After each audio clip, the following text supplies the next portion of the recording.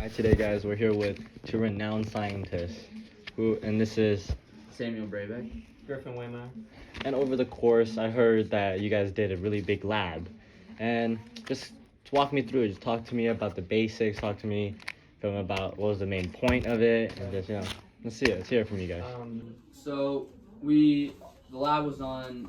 We were testing the solubility of water on plant growth, and seeing if high solubility will lower plant growth or maybe it'll heighten it. We just wanted to test if doing that will help plants grow or if we have to use pure water. Right, because we used about 7 test groups at different levels of solubility, and if the ultimate goal was to figure out if it had an effect, and like to speak to that, if we could possibly use ocean water, because we're in a drought, and if we could even try to tap into that water supply at all, that'd be monumental. Mm-hmm. So, okay, after you guys have told me about the main purposes and statements of it, I want to hear about your guys' lab fully, your summary and how yours went, and like just in general. So let's give me a quick summary about it and how it went, guys. Okay, so like we had different levels of solubility, like I just said. We had 0%, 0.5, 1, 1.5, 2, and 2.5. And for 0 and 0.5% solubility, pretty much all the seeds sprouted, which was good. And then for 1.5, it dropped significantly, and for 2 and 2.5, there was no growth whatsoever. So our lab conclusion ended up being that salt water kills plant growth almost immediately, like right, yeah. Not even. Because you got to keep in mind, when we're talking about these solubility levels, it's so microscopic. Yeah, like the difference between 0.5% and like 1.5%, you're looking at like Alright. 2 grams of salt.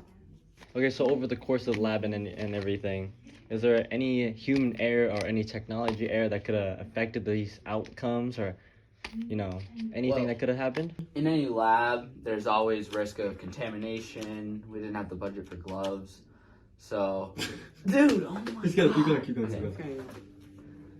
So in any lab, there's always risk for contamination in any lab. So we had no budget for gloves, so there was always risk of whatever was on our hands ending up in the test. Of course. Yeah, I mean, there was also an issue with the measuring sticks, of course, because we were going by millimeters by eye. Yeah, which so we didn't have. Which was kind of rough. Yeah, mm-hmm. The precision might have been off. Yeah, because I mean, eyeballing is really hard. Yeah, you're always off by a little bit. It's fairly rare to get precisely. Exactly. Okay, so next question, guys. So just from the whole thing, scientifically and everything, what was the lab about? Like everything from scientifically, from the point? Well, so scientifically, why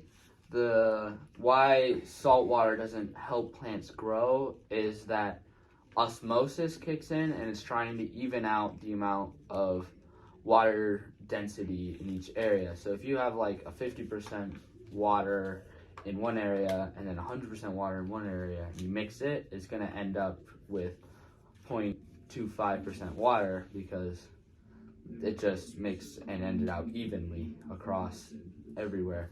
So when you put salt water into these plants, the cells of the plants have 100% water, but the salt water does not. So the salt water ends up drawing water out of the plant to try and even it out with osmosis. Similar to how, like, when you drink salt water, you feel thirsty.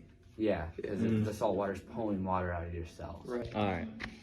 So overall, what do you guys conclude from the lab, or conclude about the things we learned today in history and just in general? What would we conclude out of it? What would we get? Well, personally, I would say that we learned that we can't use salt water above like such a minuscule degree. So meaning that we can't really use the ocean as a viable water source to grow our plants and irrigate our fields. Unless we first purify them. Yeah, we'll have to purify. Basically, we failed. Desalination plants. Yeah. It really just was Did bad not go news very all well. around. Alright, and so- just- At the total of everything we learned and everything you guys have done so far for this imaginable lab that you guys have done, Right. what are some questions that even though you guys are professionals, you still have questions and think about up to this day about the lab, and maybe things that could help us in the future with humanity, with water, etc.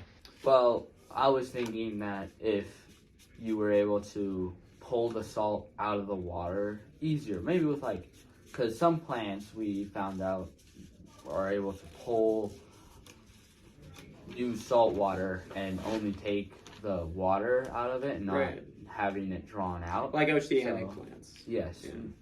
like kelp and things that live in the ocean and use salt water. Mhm. So we're trying to figure out if maybe those plants can help us crack the code to be able to use salt water as a irrigation source. One question that I had was if we can genetically breed these two plants, say something that produces a lot of protein like potatoes, and a coastal plant that can survive off of salt water.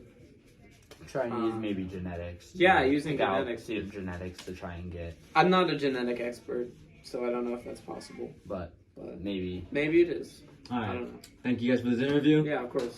It's been a pleasure. Anyway, Oh yeah, do you Oh, want to make it that was rain? pretty good. Or- That was pretty good.